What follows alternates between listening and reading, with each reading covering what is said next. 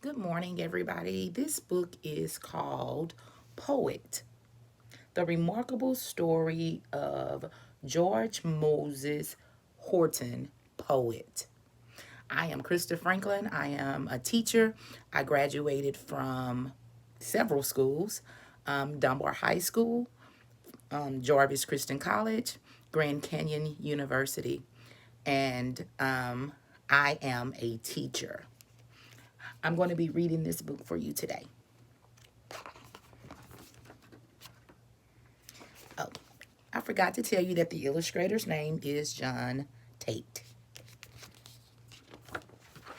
I probably want to get a chance to read the whole book to you because the book is kind of lengthy, but I will do my best to get to the end.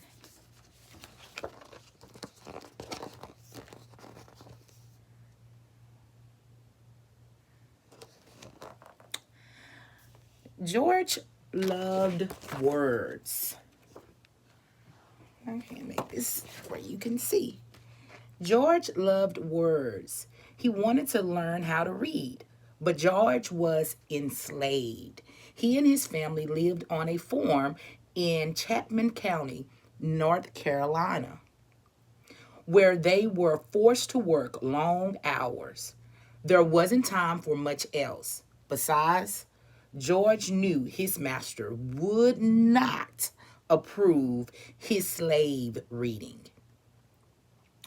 But that didn't stop George from admiring the language that was all around him.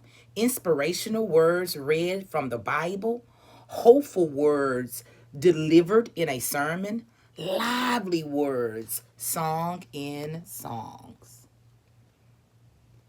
So George really liked the language.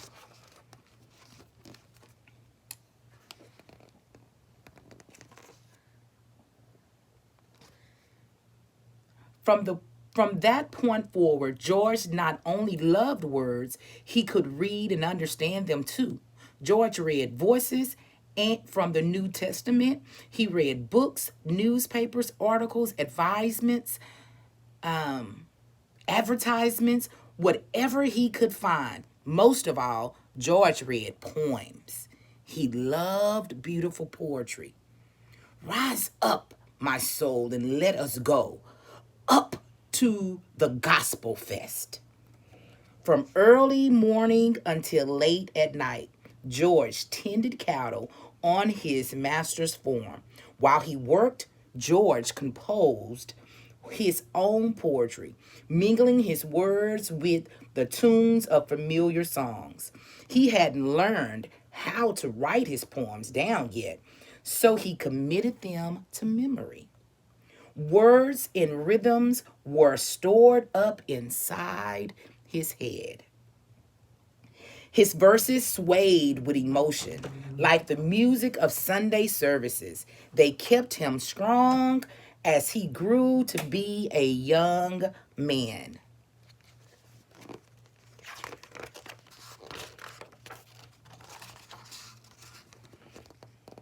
This is the people on the plantation, the slaves.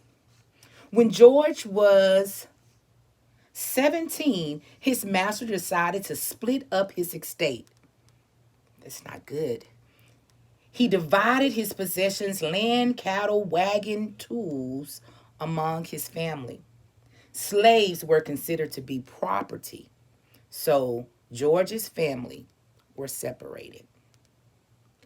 George was given to his master's son.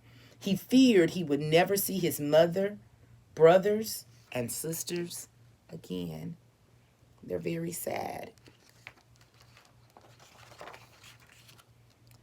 George toiled in the fields and was his new master's property. He was disagreeable. It was disagreeable work. He was found a little relief. He found a little relief on Sundays. On that day, George walked 8 miles to the village of the Chapel Hill to the campus of the University of North Carolina.